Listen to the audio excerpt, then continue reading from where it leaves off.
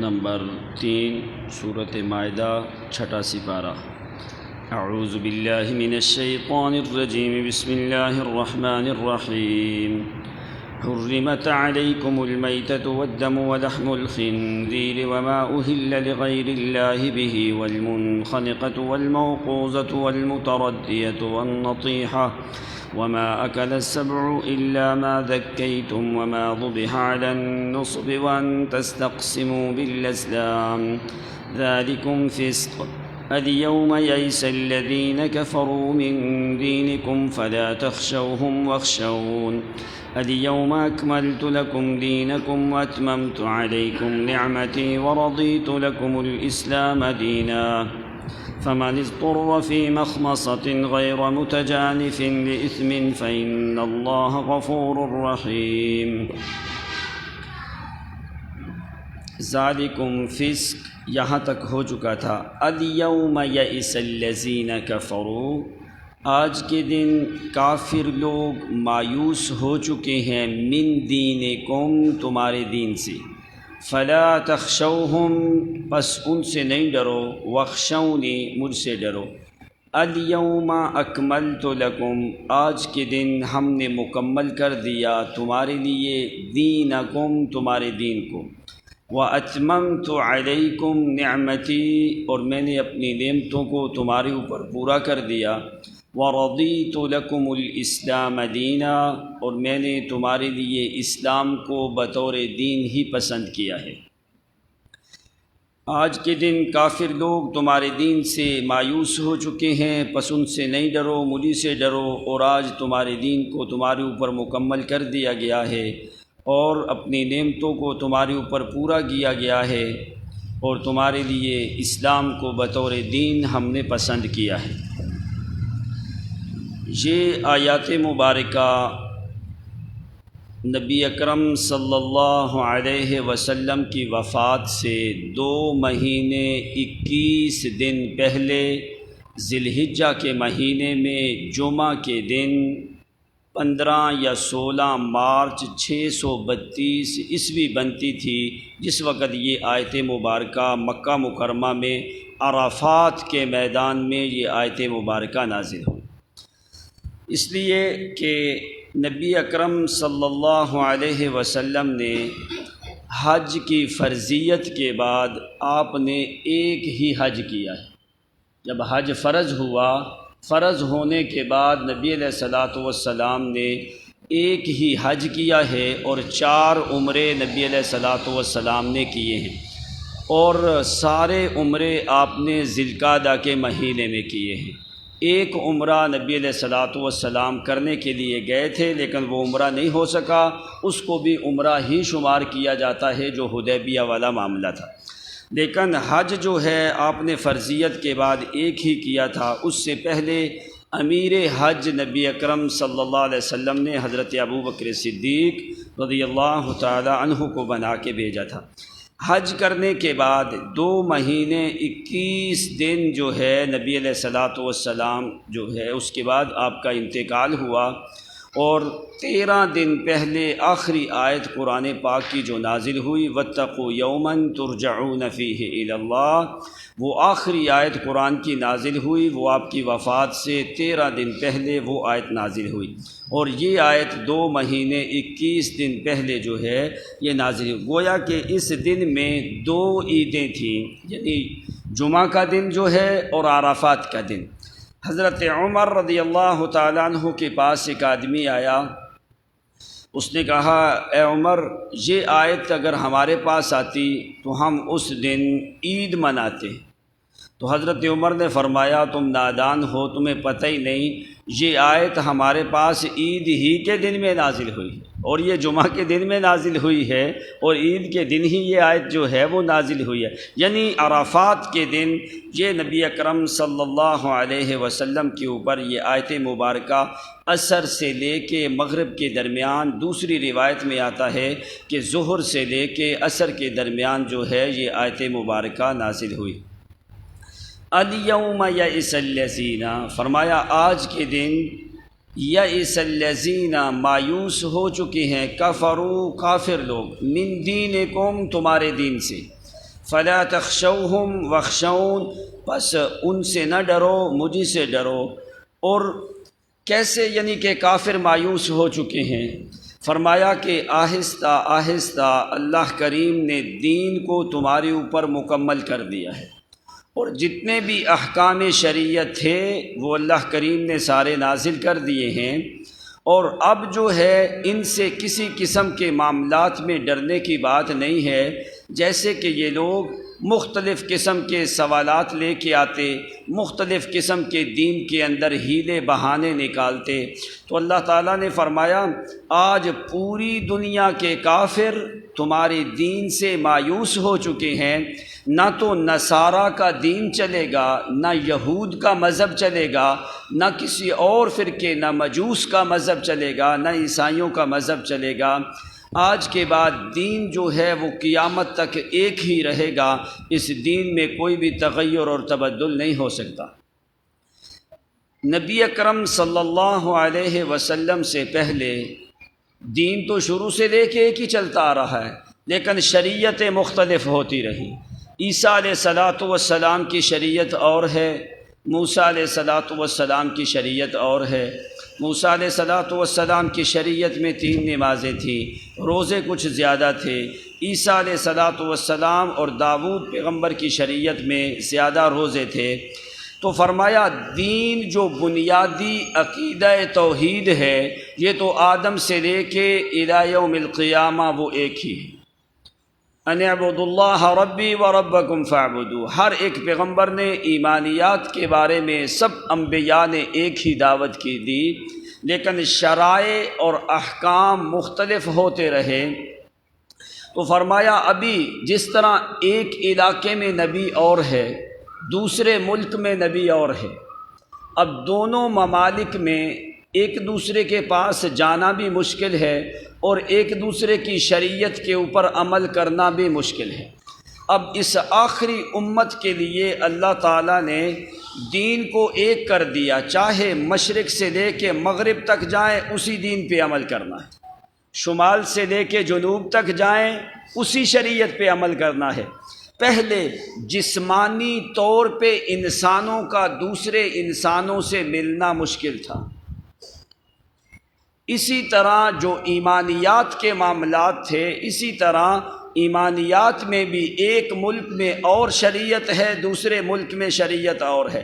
اس آخری امت کے لیے اللہ تعالیٰ نے ساری نعمتیں جو ہیں وہ ذکر کر دیں۔ جسمانی طور پہ بھی ملنا، ایک ملک سے دوسرے ملک جانے کے لیے تمہیں مہینوں کا وقت نہیں چاہیے، ابھی تو گھنٹے چاہیے نا۔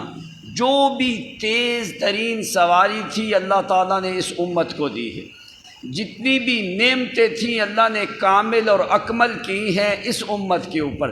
جسمانی طور پہ بھی انسانوں کے لیے ملنے کے لیے آسانیاں پیدا کر دیں، اور ایمانی طور پہ بھی فرمایا دنیا کے کسی خطے میں بھی جاؤ تمہیں وہاں پہ جا کے کوئی نیا دین، کوئی نئی شریعت پہ عمل کرنے کی ضرورت نہیں ہے، قیامت تک ایک ہی شریعت ہے، اسی شریعت کے اوپر تم نے عمل کرنا ہے۔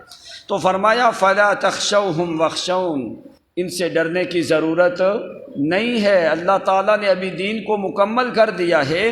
الیوم اکملت لکم دینکم، آج کے دن دین تمہارے اوپر مکمل ہو چکا ہے، لا یزید ولا ینقص، اس دین میں کوئی کمی زیادتی نہیں ہو سکتی۔ دین کا معنی قرآن مقدس میں 4 معانی کے اوپر استعمال ہوتا ہے، آپ کئی دفعہ سن چکے ہو۔ ایک تو دین کا معنی ہے اسلام، جو یہاں پہ بھی ہے اور آپ پہلے میں بھی پڑھ کے آئے ہو، ان الدین عند اللہ الاسلام، دین اللہ کریم کے ہاں اسلام ہی ہے۔ اور یہاں پہ فرمایا یہ دین جو اسلام ہے یہ کسی مولوی کا مذہب نہیں ہے، یہ کسی پیر کا مذہب نہیں، یہ کسی الگ کسی اور کا مذہب نہیں، یہ مذہب، یہ دین اللہ نے تمہارے لیے پسند کیا ہے۔ تو جو اللہ نے تمہارے لیے پسند کیا ہے، کیا وہ کوئی معمولی چیز تو نہیں ہو سکتی؟ تو اللہ کریم کی پسندیدہ چیز کو چھوڑ کے آدمی اپنے مذاہب پہ چلے تو پھر اس نے اللہ تعالیٰ کی اور اللہ تعالیٰ کے رسول کی شریعت کا اور قرآن کا خیال نہیں کیا۔ اس لیے فرمایا کہ جو اس وقت دین تھا وہ آج بھی دین ہے۔ تو دین کا ایک معنی ہے اسلام اور دوسرا دین کا معنی ہے قیامت کا دن، جیسے مالک یوم الدین، وہاں پہ دین سے مراد اسلام نہیں ہے، مالک یوم الدین جزا سزا کے دن کا مالک۔ ارأیت الذی یکذب بالدین، کیا اس شخص کو دیکھا میرے نبی جو قیامت کو جھٹلاتا ہے؟ یکذب بالدین، اس دین سے مراد بھی قیامت ہے، مالک یوم الدین اس دین سے مراد بھی قیامت ہے۔ ان الدین عند اللہ الاسلام، اور لکم الاسلام دینا، اس دین سے مراد اسلام ہے۔ تیسرا معنی دین کا ہے عبادت کا، جیسے فرمایا فادعوا اللہ مخلصین لہ الدین، خالص کر کے اسی کی عبادت کرو۔ قل اللہ اعبد مخلصا لہ دینی، اللہ تعالیٰ نے مجھے حکم دیا ہے کہ میں اپنی عبادت کو خالص کر کے اسی کے لیے کروں، تو وہاں پہ دین کا معنی جو ہے وہ عبادت ہے۔ چوتھا معنی صورت یوسف میں ذکر ہے کہ دین کا معنی ہے قانون، ایک اصول، ایک ضابطہ، جیسے فرمایا فی دین الملک الا ان یشاء اللہ، بادشاہ کے قانون کے مطابق، بادشاہ کے اصول کے مطابق، اس کے دین کے مطابق، یعنی جو اس نے قوانین وضع کیے ہیں اس بادشاہ کے قانون کے مطابق۔ پورے قرآن مقدس میں یہ چار ہی معنی تمہیں دین کے ملیں گے، مختلف مقامات کے اوپر اللہ تعالیٰ نے مختلف معنی جو ہیں وہ ذکر کیے ہیں، ہر جگہ کے اوپر دین کا معنی اسلام نہیں ہوتا۔ تو فرمایا وَالْيَوْمَ أَكْمَلْتُ لَكُمْ دِينَكُمْ، آج کے دن تمہارے اوپر دین کو مکمل کیا گیا ہے۔ اس آیت کے بعد کوئی اور حکم آسمان سے زمین کے اوپر نازل نہیں ہوا۔ اس آیت سے کے بعد 2 مہینے 21 دن تک نبی علیہ الصلوۃ والسلام زندہ رہے، کوئی حکم احکام شریعت کا اس آیت کے بعد زمین پہ نہیں اترا۔ اس سے پہلے جتنے بھی احکام شریعت تھے اللہ تعالیٰ نے سارے نازل کر دیے، جیسے 500 کے قریب حکم قرآن مقدس میں موجود ہیں جو اس امت کے اوپر جو ہے اللہ تعالیٰ نے ذکر کیے ہیں۔ ان میں سے کچھ احکام جو ہیں وہ فرض کا درجہ رکھتے ہیں، کچھ احکام جو ہیں وہ واجبات کا درجہ رکھتے ہیں، کچھ احکام جو ہیں وہ مستحب کا درجہ رکھتے ہیں۔ وہ سارے احکام ملا کے 500 کے قریب حکم جو ہیں وہ اللہ تعالیٰ نے قرآن مقدس میں نازل کیے۔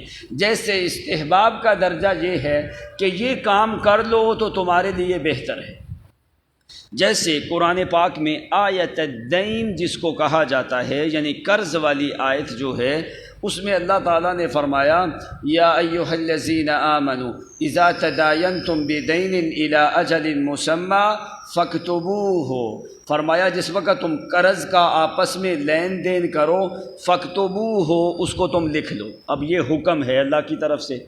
اب کیا یہ حکم اگر فرض کے درجے میں ہوگا آدمی نہیں لکھے گا تو وہ گناہ گار ہوگا، اگر یہ واجب کے درجے میں ہوگا آدمی نہیں لکھے گا تو فسق و فجور کے درجے میں آئے گا۔ تو یہ حکم مستحب ہے، اگر ایک آدمی لکھ لے تو اس کے لیے افضل ہے، اگر ایک آدمی نہیں لکھتا تو وہ آدمی گناہ گار نہیں ہے۔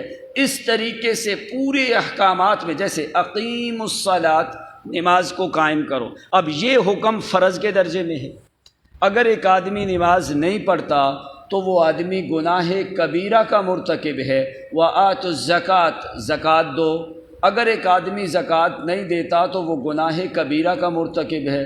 فرمایا کہ کتب علیکم الصیام، تمہارے اوپر روزے فرض کیے گئے ہیں، کتب اے فرض علیکم الصیام، تمہارے اوپر روزے فرض کیے گئے ہیں۔ اگر وہ فرائض والے احکام پہ عمل نہیں کرے تو وہ آدمی گناہ کبیرہ کا مرتکب ہے، لیکن وہ اسلام سے خارج نہیں ہوتا۔ ہاں سرے سے انکار کر دے تو پھر وہ اسی وقت اسلام سے خارج ہو جاتا۔ ایک آدمی کہتا ہے کہ میں نماز نہیں مانتا تو وہ اسی ٹائم کے اوپر وہ اسلام سے نکل گیا۔ ایک آدمی کہتا ہے میں زکوٰۃ کو نہیں مانتا، تو اسی ٹائم وہ اسلام سے خارج ہو گیا۔ فرائض والے جو احکام ہیں ان میں سے کسی فرض کا انکار کرے گا تو فرمایا وہ اسلام سے خارج ہو جائے گا۔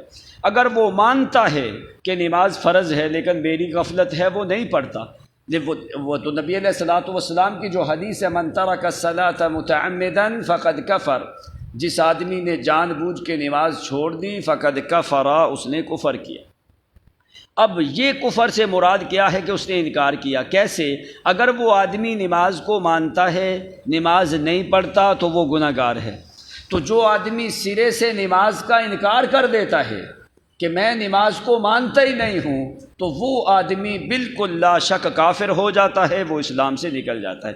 ایسے اللہ کریم نے احکامات جو ہیں قرآن مقدس میں نازل کیے ہیں، تو فرمایا جو بھی دین تھا اللہ نے مکمل کر دیا، وَأَتْمَمْتُ عَلَيْكُمْ نِعْمَتِي، اور میں اپنی نعمتوں کو تمہارے اوپر پورا کر دیا ہے۔ اب یہ کون سی نعمتیں ہیں؟ یہاں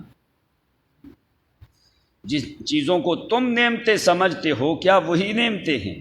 جی اللہ تعالیٰ نے اسلام جو تمہیں دیا ہے یہ بہت بڑی نعمت ہے، قرآن جو تمہیں دیا ہے یہ بہت بڑی نعمت ہے، احکام شریعت اتنے تمہیں دیے ہیں جتنوں کے اوپر تم عمل کر سکتے ہو۔ لا یکلف اللہ نفسا الا وسعها، کسی آدمی کے اوپر اللہ تعالیٰ نے اس کی طاقت سے زیادہ بوجھ نہیں ڈالا۔ اگر ایک آدمی نمازیں نہیں پڑھ سکتا ہوتا تو اللہ تعالیٰ تمہارے اوپر فرض ہی نہ کر۔ اللہ کی نعمت کیا ہے کہ تم نمازیں پڑھتے 5 ہو، ثواب تمہارے نامہ اعمال میں 50 کا لکھا جاتا ہے۔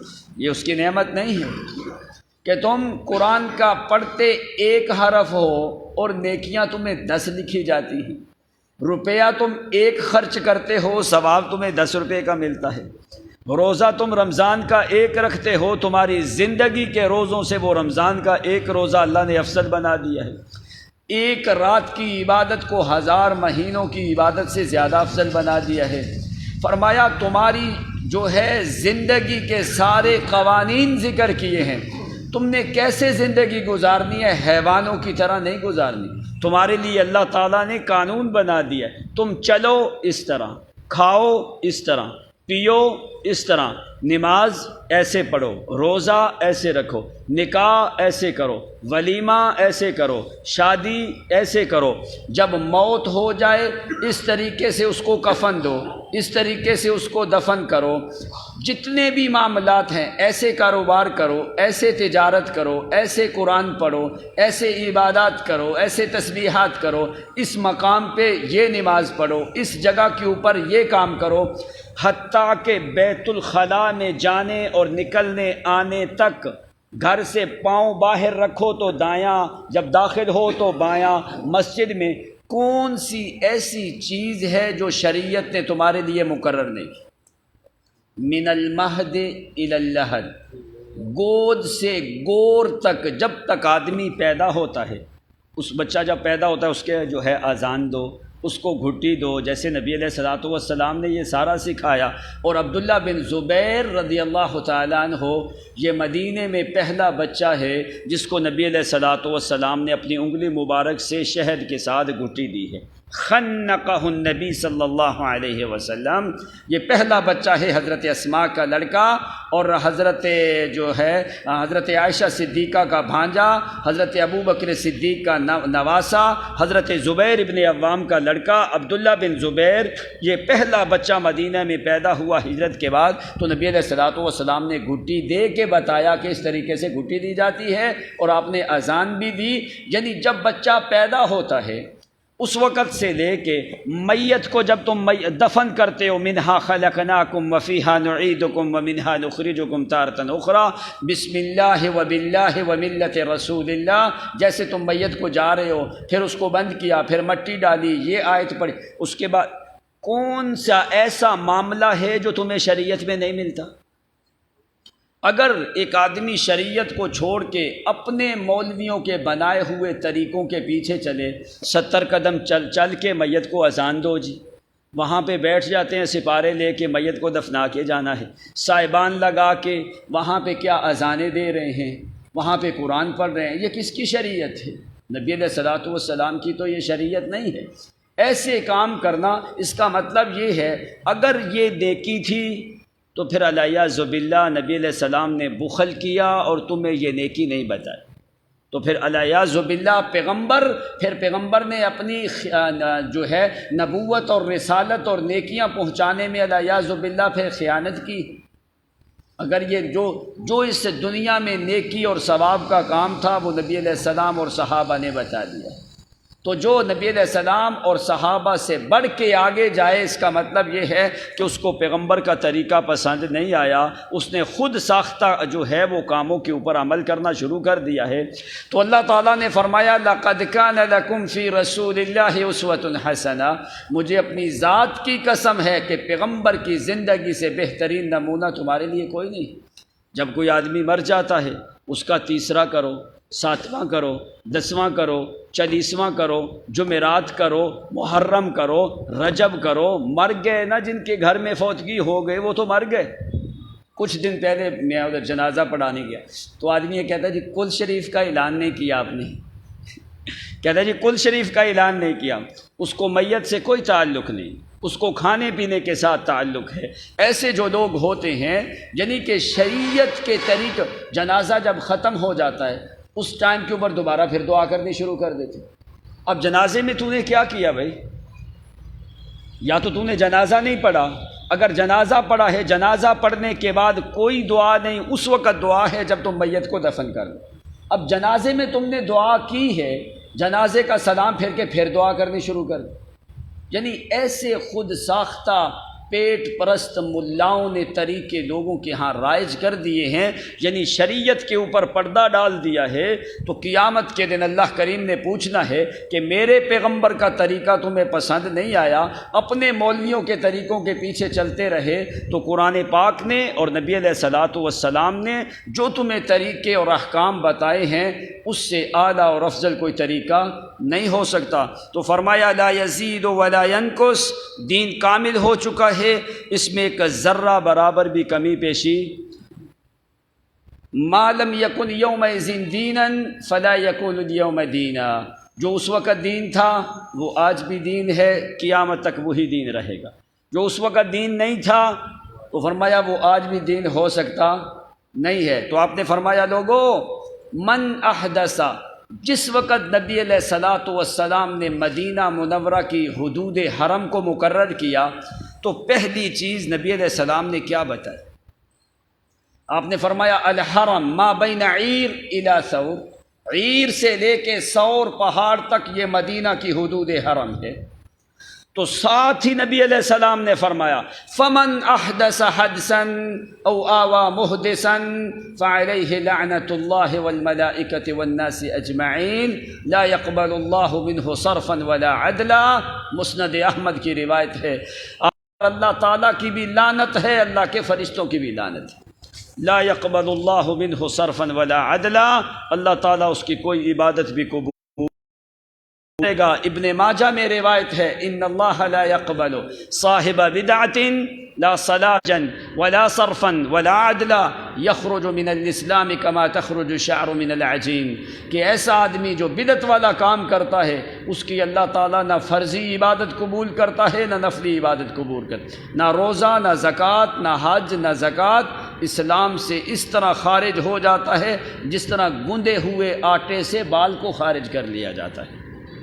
یعنی یہ کوئی معمولی معاملہ نہیں ہے، اللہ نے پیغمبر کو بھیجا شریعت دے کے تمہیں سکھانے کے لیے، تم پیغمبر کا طریقہ چھوڑ کے اپنے طریقے پہ عمل کرو، نئے نئی بدعتیں نکالو، تو فرمایا کیا قیامت کے دن خدا تم سے نہیں پوچھے گا؟ اس کا مطلب ہے قرآن اور پیغمبر کی شریعت کا دین تمہیں پسند نہیں آیا، تم اپنی مرضی کا جو ہے خرافات نکال کے، بدعات اور رسومات نکال کے اس کے اوپر جو ہے تم نے عوام کو لگا دیا۔ یہ سارے کام پیٹ پرست ملا جو ہیں وہ اپنی پیٹ کی خاطر کتاب البطن سے یہ مسئلے نکال کے لوگوں کو بتاتے ہیں، اس لیے تمہارا ایمان محفوظ رہ سکتا ہے تو اللہ کی کتاب اور پیغمبر کی شریعت سے۔